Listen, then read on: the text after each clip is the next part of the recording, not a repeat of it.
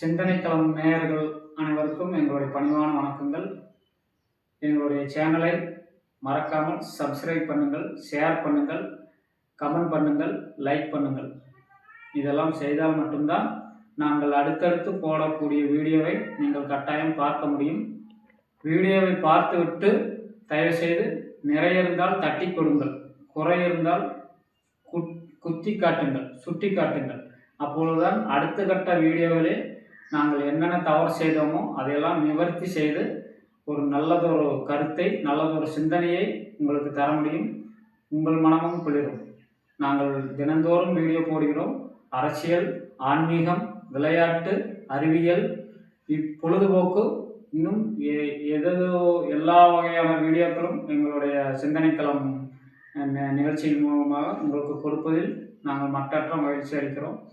இன்றைக்கு நாம் பார்க்கக்கூடிய ஒரு பதிவு என்னவென்றால், உலக பொதுமறையாம் திருவள்ளுவர் அருளிய ஒரு திருக்குறளிலிருந்து ஒரு அழகான ஒரு குறள். இயற்றலும் ஈட்டலும் காத்தலும் காத்த வகுத்தலும் வல்லது அரசு.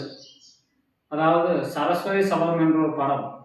அந்த படத்திலே கல்வி பெருசா, செல்வம் பெருசா, வீரம் பெருசா, அதாவது கலைமகள், மலைமகள், அலைமகள் மூவருக்கும் இடையே ஒரு வாக்குவாதம். மூவருமே தான் பெருசு என்கின்ற ஒரு சூழ்நிலையில் அந்த படம் எடுக்கப்பட்டது. அதை தழுவிதான் இந்த குறள். அதாவது ஏற்றலும் ஈட்டலும் காத்தலும் காத்த வகுத்தலும் வல்லதரசு. ஏற்றலும் என்று சொன்னால், அதாவது கற்க கசட என்று சொல்வார் வள்ளுவர். ஏற்றலும் அப்படின்னா எல்லாவற்றையும் படித்து தேர்ந்து ஒரு நல்லதொரு அறிவாளியாக மாறி, இதுக்கு பேர் தான் ஏற்றலும். ஈட்டலும் அப்படின்னா செல்வம். ஏற்றலும் அப்படின்னா கல்வி, ஈட்டலும் அப்படின்னா செல்வம்.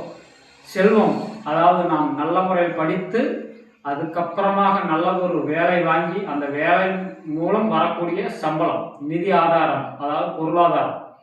அந்த ஈட்டலும்னா செல்வம். அடுத்து காத்தல். காத்தலும் அப்படின்னா வீரம். அதாவது நல்ல முறையிலே கல்வியை கற்று நல்லதொரு வேலையை தேடி அந்த வேலையின் மூலமாக வரக்கூடிய